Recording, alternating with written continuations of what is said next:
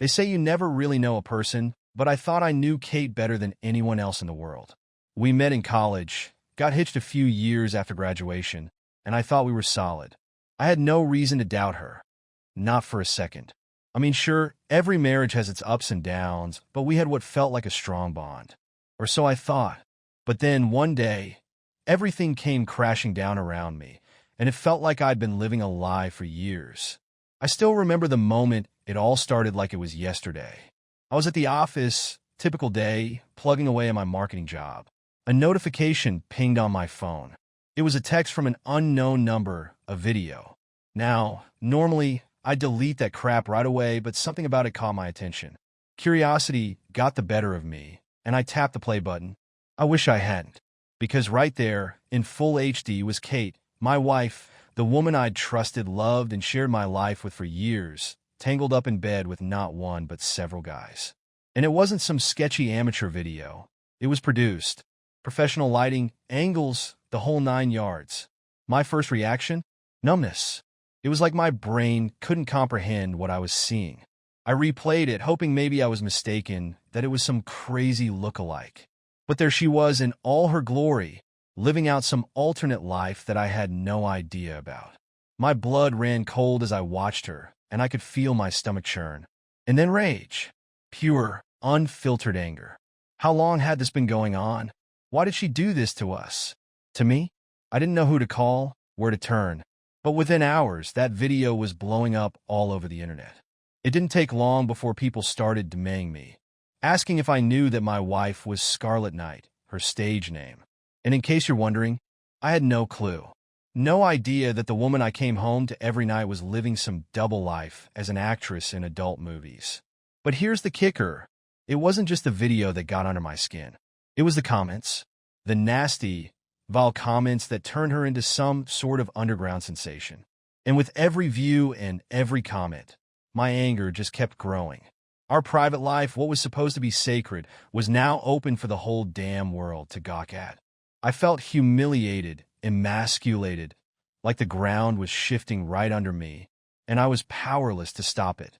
Before I even had a chance to confront her, I ran into Harry. Harry was an old friend, well, more of an acquaintance from back in the day, but he always had a thing for Kate. You know the type. Overly friendly, always around, trying to play the good guy. It seemed harmless back then, but now I saw it differently. And of course, as fate would have it, Harry knew all about Kate's little secret life. We bumped into each other at a coffee shop, of all places. I had gone there to clear my head, and just my luck, there he was. He sauntered over, smirking like he knew something I didn't. And then, with this smug, almost mocking tone, he said, "Hey man, rough times, huh? Heard about Kate's career change." I could hear the contempt in his voice, but there was also a hint of amusement, like he was enjoying my misery. He hinted at knowing more than I did, dropping lines about her past and secrets between them, making my head spin even more. It was like he got off on the fact that I was in the dark and was relishing every second of it. I don't know if he was bluffing or if he really knew something, but all I knew was that Kate had kept this from me. And now, there was a nagging thought in my head. What else was she hiding? I couldn't think straight, couldn't focus on anything other than the image of her with those men, the sound of Harry's mocking voice, and the feeling that everything I thought I knew was just an illusion. The woman I loved, the woman I'd built my life with, was a complete stranger to me. And the worst part? Everyone else seemed to know about her double life before I did. When Kate got home that night, I couldn't even look at her. Every word she spoke grated on my nerves. "Hey, babe," she said like nothing was wrong, like she hadn't just shattered our life to pieces. I didn't say a word, just stared at her, really stared like I was trying to see the person I missed all this time. The cracks in her facade, the lies that spilled so effortlessly from her lips. And she looked back at me, clueless, as if she genuinely had no idea that the world as I knew it had collapsed. "Something wrong?" she asked, playing innocent. I could hear the fear in her voice, like she knew that I knew. But she kept up the act, and for that moment, I let her, because I wasn't ready to confront her yet. I wasn't ready to face the reality that my wife, my Kate, was someone else entirely. And I guess deep down I knew that once I opened that door, once I confronted her, There was no going back. Whatever trust, love, or connection we had, it was already gone. But confronting her would make it real. And I wasn't sure I was ready for that reality. I couldn't sleep for days after finding out. Every time I closed my eyes, I'd see that damn video replaying in my mind like a broken record, and all the pieces started to fall into place. Late nights, random trips she claimed were for work, phone calls she'd take in another room. How did I miss all the signs? I kept playing it over and over in my head, trying to make sense of it, trying to figure out how I'd let my life spiral this far out of control. The betrayal was one thing, but the deceit, that cut me to the core. And I knew I couldn't let it sit any longer. I had to confront her. So, I waited, and every minute that ticked by felt like a lifetime. She came home late, as usual, swanning and like everything was normal. "Hey babe, I grabbed us takeout," she said, casually tossing a bag on the counter, the smell of Chinese food wafting through the room. It almost made me sick. I watched her as she went about her routine, pretending like nothing had changed. But everything had changed, and she knew it. I didn't waste time with small talk. "We need to talk," I said, my voice low but firm, not letting any emotion slip through. I could see the shift in her eyes the moment she knew the game was up. She dropped her purse on the couch, and for the first time, I saw fear in her eyes. "What's this about, Alex?" she said, trying to keep her voice steady, but I could hear the cracks. I pulled out my phone, opened the video, and slammed it on the table in front of her. "You want to explain this?" I could barely hold back the anger simmering in my voice. She didn't reach for the phone, didn't even glance at it. She knew exactly what I was showing her. "Let me explain," she started, but I cut her off. "Explain what?" "That you've been screwing a bunch of guys on camera for God knows how long? That you lied to me, to everyone, about who you really are?" The words poured out of me, like a dam breaking, and all the hurt, confusion, and fury I'd been holding back came flooding out. Kate took a deep breath, and for a second, I thought I saw guilt in her eyes, but it was quickly replaced with something else, defiance.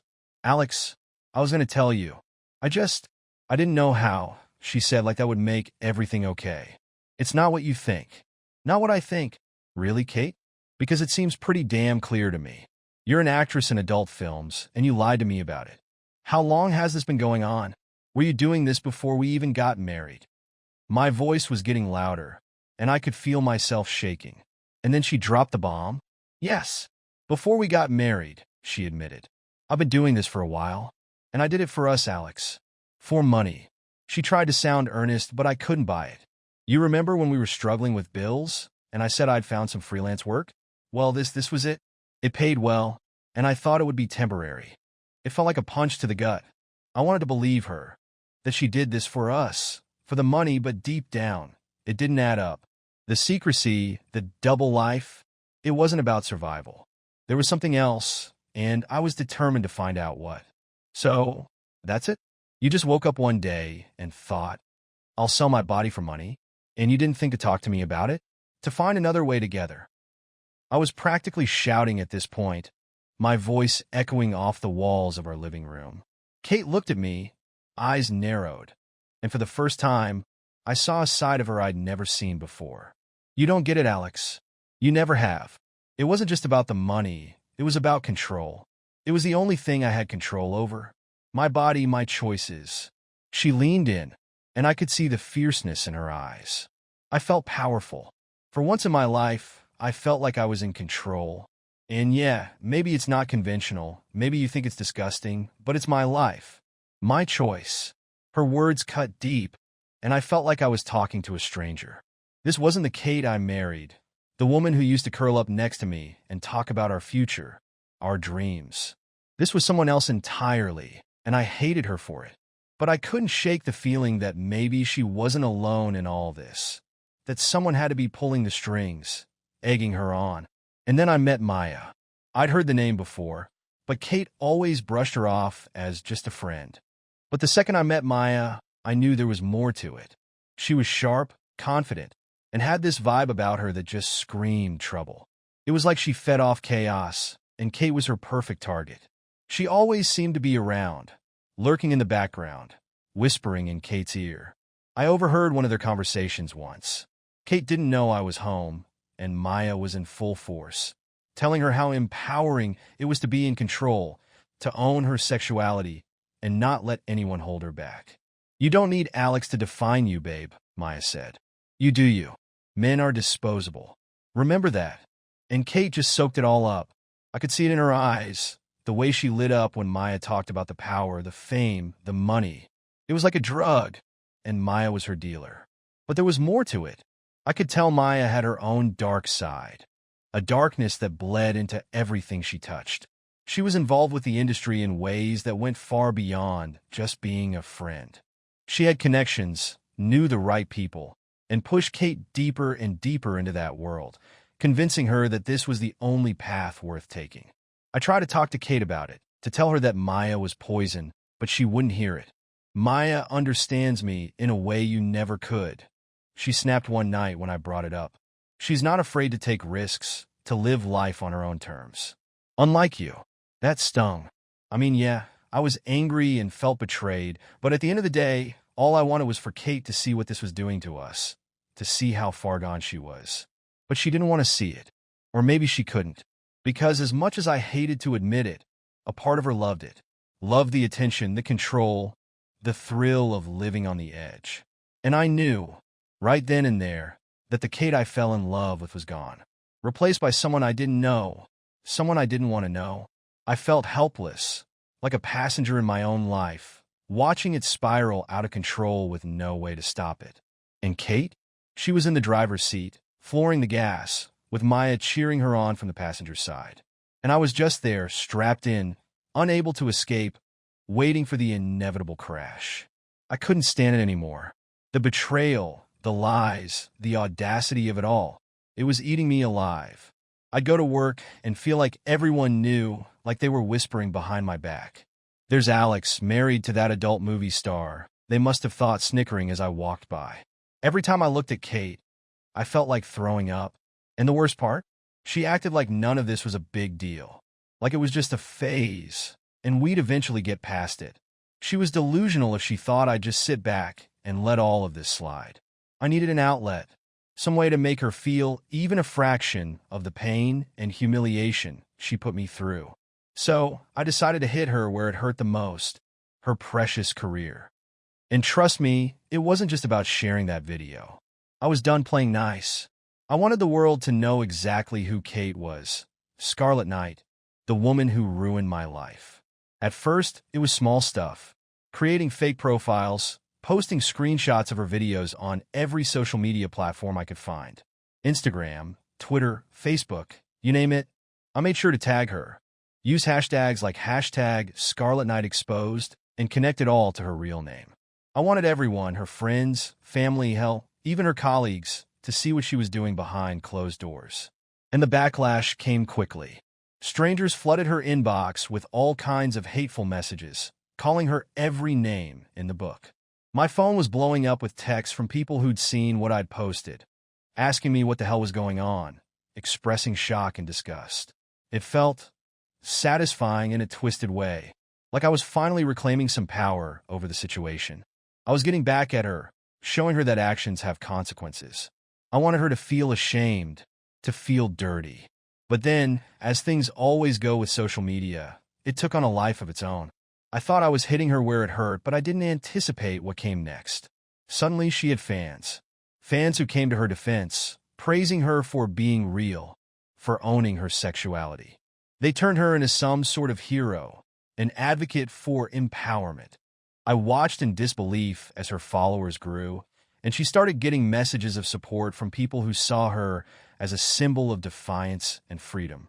My plan was backfiring, and it was infuriating. The harder I tried to tear her down, the higher they lifted her up, and Kate, of course, played right into it.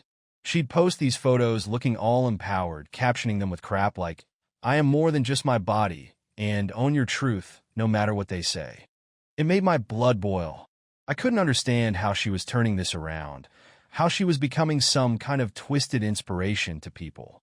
I was trying to ruin her, but instead, she was getting praised. That's when Craig came into the picture. Craig was a journalist for some edgy, liberal magazine, one of those places that loves to celebrate controversial stories.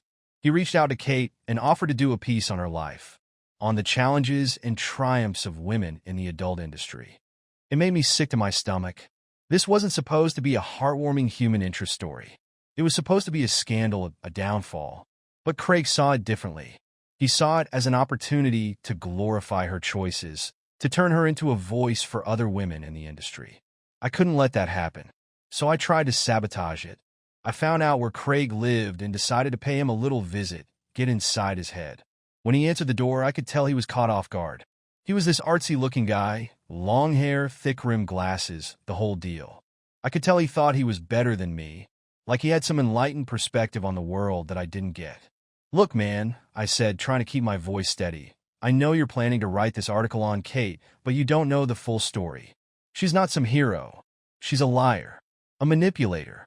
She destroyed our marriage. And now you're going to help her build some fake narrative to cover her tracks?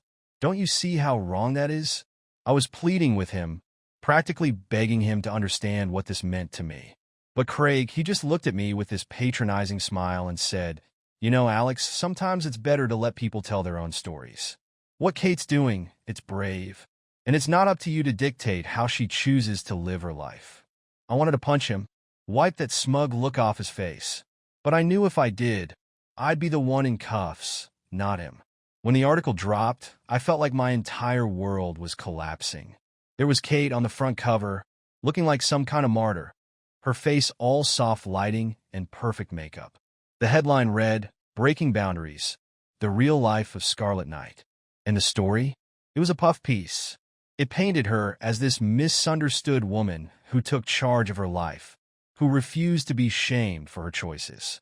And there was barely a mention of me. Like I didn't matter.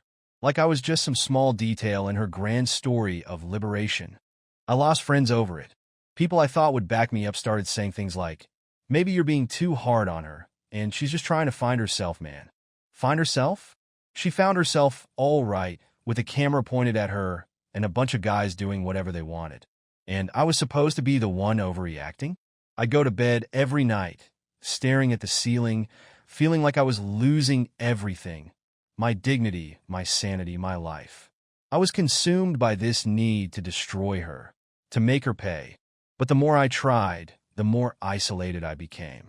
It was like I was sinking in quicksand, and every move I made just pulled me in deeper. I started missing work, drinking more than I should, losing touch with who I was before all this began. Kate, on the other hand, seemed unfazed. She embraced the chaos, thrived on it. I'd hear her on the phone with Maya, laughing about how the article blew up and how she was getting offers to do interviews, speaking engagements, the works. "This is just the beginning, babe," I heard Maya say once. "The sky's the limit." And Kate? She lapped it up like a cat with cream, totally oblivious to the wreckage she'd left behind in our lives. It was at that point I realized that this wasn't about me anymore. The revenge, the anger, it was consuming me, and it was turning me into someone I didn't recognize. But I didn't know how to stop. Every time I tried to step back, every time I thought about letting it go, I'd remember that video. I'd remember the lies, the deceit, and it would all come rushing back like a tidal wave. And I'd find myself right back where I started, angry, bitter, and hell-bent on taking her down. The thing is, I was losing, and I knew it. I was losing my grip on reality, on my relationships, on my sanity. And I had no idea how to get any of it back. There was this moment when it all just hit me like a ton of bricks, how far things had gone. Kate was living two lives, sure, but it felt like I was too.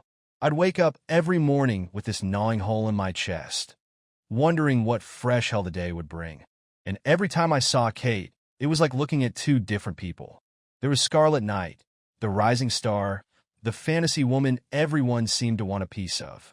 And then there was Kate, the woman I married, the woman who used to curl up beside me at night, the woman who was now nothing but a stranger. Her personal life? It was falling apart. At home, she was angry, snappy, always on edge. I'd find her crying sometimes, sitting on the bathroom floor with her head buried in her knees. But then she'd flip, pull herself together, and head out to be Scarlet, the woman who'd flash a perfect smile for the camera, exuding confidence and control. She acted like she had it all figured out, like she was empowered. but I could see right through it. I could see the cracks. And then it happened. I got the call at 3 a.m., a call that changed everything. It was Kate, her voice shaking on the other end of the line, panicked, barely able to string a sentence together. "Alex, please, you need to come get me." He attacked me. My heart stopped. For a second, I almost hung up, thinking it was some twisted joke. But there was real terror in her voice. I found her outside some cheap motel on the outskirts of town. She was shaking, her clothes ripped, bruises all up and down her arms. There was this wild, desperate look in her eyes that I'd never seen before. "What the hell happened?" I demanded as I pulled her into the car. She wouldn't look at me, just stared straight ahead, trembling, as if speaking the words would make it all too real. "It was a fan," she finally said, her voice cracking. He came to see me at a signing last week. We talked. He said he was a huge fan. I never thought he'd follow me." She was sobbing now, the words spilling out like vomit. "I thought he was harmless, just another guy who watches my videos. But tonight he showed up, and when I told him to leave, he lost it. He said I led him on, that I owed him." She was gasping between sobs, trying to catch her breath. I tried to get away, but he wouldn't let me. She couldn't finish the sentence. But I didn't need her to.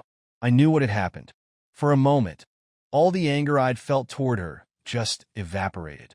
Because as much as I hated what she'd done, she was still Kate.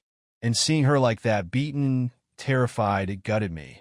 I wanted to find a guy and tear him apart with my bare hands. And in that moment, all I could think about was getting her somewhere safe, getting her away from all this. We ended up at a 24-hour diner, sitting in a booth with the fluorescent lights buzzing overhead. Kate sat across from me, picking at her scrambled eggs, her face still streaked with dried tears. She looked fragile, like she might shatter at any second. "What are we going to do?" she whispered, barely looking at me. And for the first time in months, I didn't have an answer. But what could I do? As much as I hated her, I couldn't stand to see her like this. And yeah, part of me blamed myself. I mean, all my social media attacks, all my attempts to ruin her. What if I'd somehow pushed this psycho over the edge? What if my revenge was the reason she was sitting there, bruised and broken? The cops caught the guy a few days later. He was some obsessed fan who couldn't handle the idea of Scarlet Knight not wanting him. When they found him, he had a whole shrine dedicated to her, posters, DVDs, screenshots of her online accounts. It made me sick to think that this was what her life had come to, being idolized by creeps like him. But that was just the beginning of the fallout. The incident brought even more attention to Kate, more articles, more interviews. And me? I couldn't escape it. Every time I turned on the TV or checked my phone, there was her face, staring back at me, reminding me of everything that had happened. And no matter how much I tried to distance myself, I kept getting dragged back in. I remember one night, sitting alone in our apartment, staring at my reflection in the window. I didn't recognize the guy looking back at me. I used to be a calm, rational guy. I used to have a life, a good one. But now, all I felt was rage, confusion, and guilt. I didn't know how to make it stop. And Kate? She was spiraling. She'd go from being Scarlet, all confident and empowered, to being this broken shell of a person, hiding from the world. I wanted to help her, but I didn't know how. And the more I tried, the more I felt like I was losing myself. And then one night it all came to a head. We had one of our screaming matches. Nothing new there, but this time it was different. There was this rawness to it, like everything we'd been holding back just came pouring out. "You ruined me, Kate," I yelled, my voice echoing off the walls. "You destroyed our marriage, our lives. All for what? For money? For fame?" She stood there, trembling, but there was this fire in her eyes. "And what about you, Alex? You think you're the victim here? You've made my life a living hell.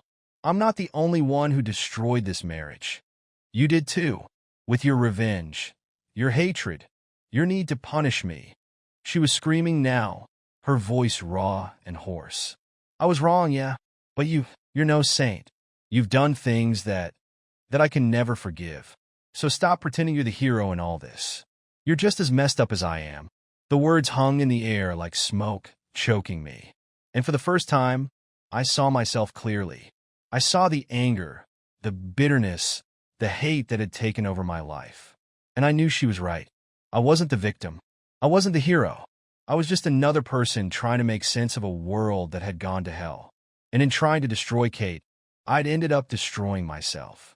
I left that night, didn't say a word, just grabbed my jacket, walked out the door, and kept walking until my legs gave out. I sat on the curb, staring at the city lights, and all I could think was, what the hell happened to us? How do we get here?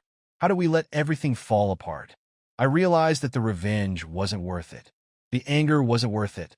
I'd become a man I didn't recognize, consumed by my own need to tear Kate down. And in doing so, I'd torn down everything that was good in my life. I wanted to let go, to forgive, but I didn't know how. I didn't know if I even could. All I knew was that something had to change. Because if it didn't, there wouldn't be anything left of me. Or of Kate. And maybe, just maybe, that was the real tragedy in all of this. If you told me a year ago that I'd find myself sitting in a therapist's office, spilling my guts about my anger, my marriage, my everything, I would have laughed in your face. But that's where I was, laying it all out for some stranger with a notepad who was paid to listen to my mess. I guess when you reach rock bottom, there's nowhere left to go but up. And I was at the lowest point I'd ever been. After everything that happened, Kate's double life, the scandal, my revenge, the dust eventually settled. It wasn't like some big turning point where everything suddenly clicked into place. It was gradual, like waking up from a long, painful nightmare and realizing the world outside still existed. And that maybe, just maybe, there was a chance to pick up the pieces and start over. Kate was the first to make a move. I didn't see it coming, to be honest. One day, she just came to me and said, "I'm done. I'm walking away from all of it, the videos, the name, the industry." I wanted to say something smart, something to hurt her the way she'd hurt me.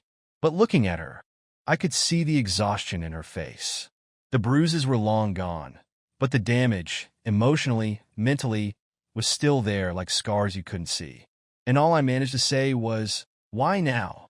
She took a deep breath, her eyes cast down to the floor. "I can't do it anymore, Alex. I'm tired. Tired of being Scarlet Knight. Tired of pretending that this life is all glamour and power. It's not. It's lonely. And it's breaking me." I could hear the crack in her voice, and for the first time, I saw just how deep the industry had cut her. She was a shell of the woman I'd once known, struggling to piece herself back together. Leaving wasn't easy for her. There were contracts, obligations, people who didn't want to let her go. And after she finally broke free, she struggled to find work. Turns out, trying to get a normal job is tough when your name has been plastered across half the internet, attached to a very specific type of content. She was turned down for job after job, faced constant judgment, and I'd see her come back home. Well, not our home anymore, but the place she was staying, with that same broken look on her face. It was hard to watch, hard to admit that, despite everything, I still felt for her. But she found friends, real ones, not the fake, toxic kind like Maya, who vanished as soon as Kate's star power started to fade. People who didn't care about Scarlet Knight and all the baggage that name carried. People who saw Kate for who she was, a woman trying to make sense of her past and move forward. And slowly, she started to change. She picked herself up, started working part-time gigs, built a new circle around her. She started going to group therapy, connecting with other women who'd been through the industry and come out the other side with their own traumas and regrets. Meanwhile, I was fighting my own battles. I didn't want to admit I had a problem, but the anger, it was killing me. It had poisoned every relationship I had. Friends stopped answering my calls, tired of my rants about Kate, about Scarlet, about all the things I thought were so important. I was driving people away, and I knew it. I'd hit a point where even looking at myself in the mirror made me sick.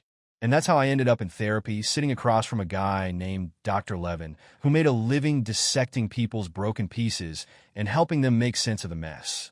It wasn't easy. Hell, some days it was torture. Going back to those moments, dissecting every fight, every mistake. But Dr. Levin didn't let up. He made me see that the revenge, the hatred, they were just symptoms of a deeper problem. My pride, my need to control, my fear of vulnerability. And yeah, maybe that sounds like psychobabble, but once I started to dig, it made sense. I'd been so focused on punishing Kate that I forgot to take care of myself. I forgot to heal. Kate and I stayed away from each other for the most part, working on our own lives, our own recovery. But I kept tabs on her, not in a creepy, stalker way, just curiosity.